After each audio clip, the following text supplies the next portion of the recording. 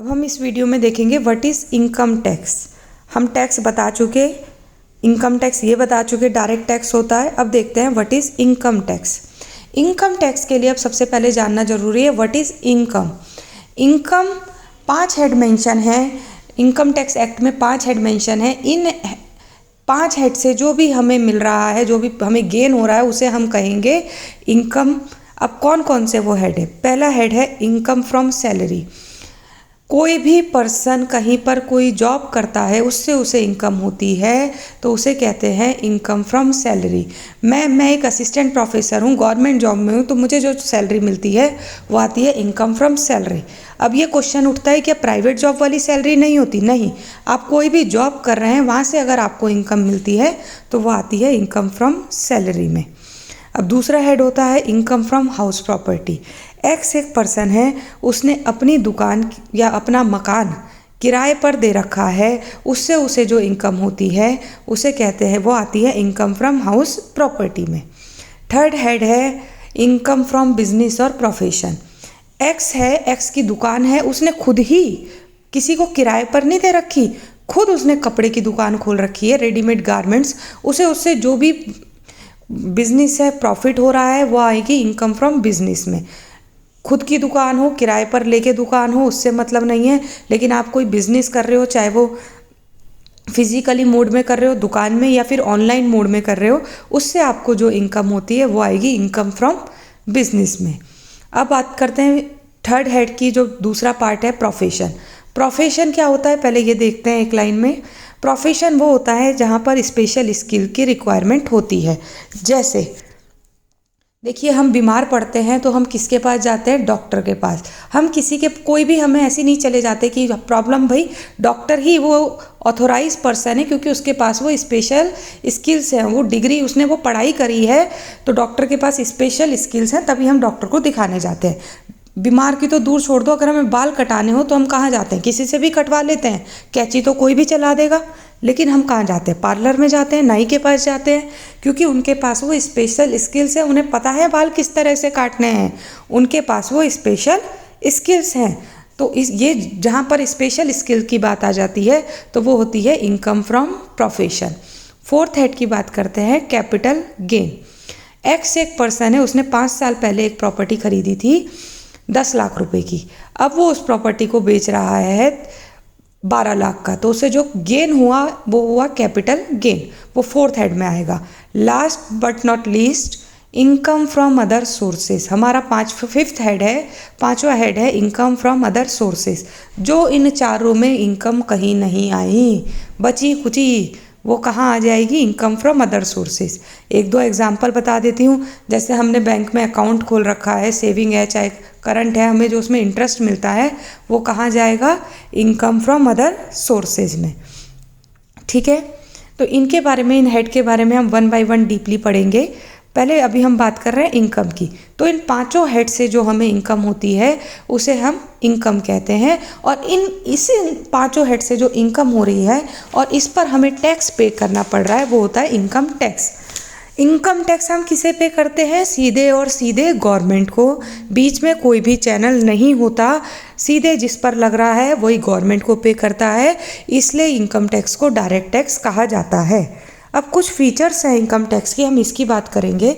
सबसे पहला फीचर्स है levied as per constitution.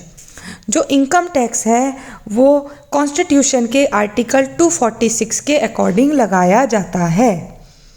Second head है applicability. Income tax act, income tax whole India में, चाहे इंक्लूडिंग जम्मू कश्मीर, कोई भी ऐसा स्टेट नहीं है जहाँ पर इनकम टैक्स नहीं लगता। Income tax act all over India पर अप्लाई होता है। थर्ड पॉइंट है डायरेक्ट टैक्स, वो मैं बता चुकी हूँ, दोबारा रिपीट करती हूँ। इनकम टैक्स एक डायरेक्ट टैक्स है। इनकम टैक्स जिस पर लग रहा है वो पर्सन, चाहे वो किसी भी हेड से इनकम हो, जो हमने 5 की बात करी, सीधे गवर्नमेंट को पे करना है, तभी इनकम टैक्स एक डायरेक्ट टैक्स है। अब हम बात करते हैं अपने फोर्थ पॉइंट की।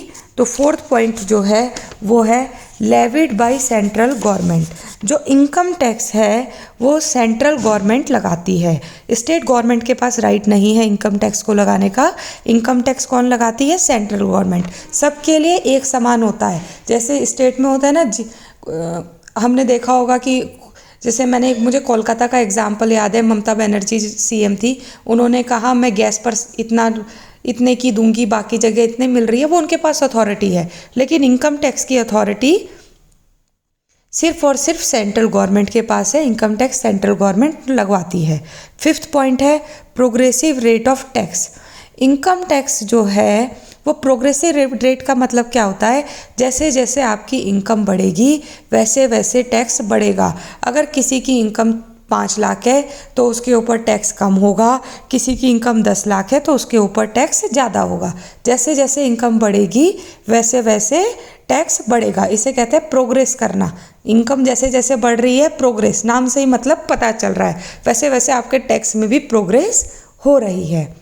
6 पॉइंट है टैक्स बर्डन। देखो जैसे जैसे आपकी इनकम बढ़ेगी वैसे वैसे आप पर टैक्स बर्डन बढ़ता रहेगा।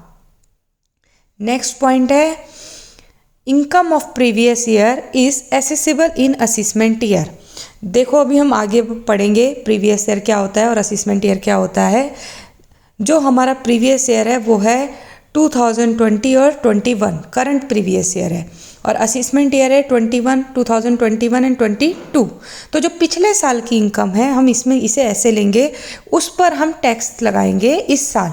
क्योंकि देखो अगर हम अभी इस महीने इनकम हो रही है, इस महीने टैक्स दें, उससे बेटर ये होता है पूरे साल की इनकम। हमारा फिनेंशियल ईयर होता है वो होता है 1 अप्रैल से लेकर 31 मार्च तक। तो पूरे साल की इनकम पर आप टैक्स देते हैं, पिछले साल की इनकम पर आप इस साल टैक्स देते हैं। ठीक है, तो प्रीवियस ईयर की इनकम पर आप असेसमेंट ईयर में टैक्स देते हैं। अब बात करते हैं tax on total income. 8th point देखो, tax on total income. Total income क्या हुई? जो अभी हमने 5 हेड की बात करी है, income from salary, income from house property, income from business and profession, income from capital gain और इनकम फ्रॉम अदर सोर्सेज। इन 5 हेड की इनकम को हम जोड़ लेते हैं, इसमें से लेस कर देते हैं deduction under section 80C to 80U। ये हम अभी आगे सारी चीज़ें डिटेल में बहुत पढ़ेंगे। तो इसको माइनस करने के बाद जो आती है वो होती है हमारी टोटल इनकम। तो इनकम टैक्स जो लगता है वो हमारी टोटल इनकम पर लगता है। 9th पॉइंट है एग्जेम्प्टेड लिमिट ऑफ इनकम। देखो एग्जेम्प्टेड लिमिट क्या होती है? गवर्नमेंट, जो हमारी सरकार है, सेंट्रल गवर्नमेंट, जो हमारी फिनेंस मिनिस्टर है, जब वो एक्ट हर साल बजट लाती हैं तो वो एग्जेम्प्टेड इनकम बताती हैं कि कितनी इनकम तक टैक्स नहीं लगेगा। जैसे अभी अगर हम नॉर्मल बात करें तो 2.5 लाख रुपए तक कोई भी टैक्स नहीं लगता है। तो वो 2.5 लाख रुपए क्या हो गए? Exempted income. अब 2.5 लाख से ज़्यादा इनकम होगी तो आपको उस पर टैक्स देना होगा। नेक्स्ट पॉइंट है 10th administered by central government. ये हम पढ़ चुके हैं, फिर रिपीट करती हूँ कि इनकम टैक्स सेंट्रल गवर्नमेंट लगाती है। किसी भी स्टेट के पास पावर नहीं है कि वो इनकम टैक्स को लगाए। इनकम टैक्स सेंट्रल गवर्नमेंट ही लगाती है और इनकम टैक्स सेंट्रल गवर्नमेंट ही कलेक्ट करती है। 11th point society welfare. देखो इनकम टैक्स वो टैक्स है सबसे ज़्यादा, अगर गवर्नमेंट को किसी से टैक्स कोई कलेक्ट होता है तो वो होता है इनकम टैक्स। और इनकम टैक्स हमारे ही वेलफेयर के लिए यूज़ होता है, सोसाइटी वेलफेयर के लिए यूज़ होता है। चाहे वो स्कूल खुलवाना हो, चाहे वो सड़कें बनवानी हो, चाहे वो हॉस्पिटल खुलवाना हो, या फिर जैसे अब मोदी जी ने जो अभी कोविड आया था उस टाइम फंड अनाउंस किया था, कहाँ से आ रहा है उनके पास पैसा? इन्हीं टैक्स से तो आ रहा है। इनकम टैक्स हो चाहे वो कोई भी टैक्स हो, बात हम इनकम टैक्स की कर रहे हैं, तो इनकम टैक्स भी एक मेजर सोर्स ऑफ रेवेन्यू है। तो उन्होंने जो पैकेज दिया था वो पैसा कहाँ से आ रहा है? उसमें से जो पैसा आ रहा है उसमें से एक पार्ट इनकम टैक्स भी था।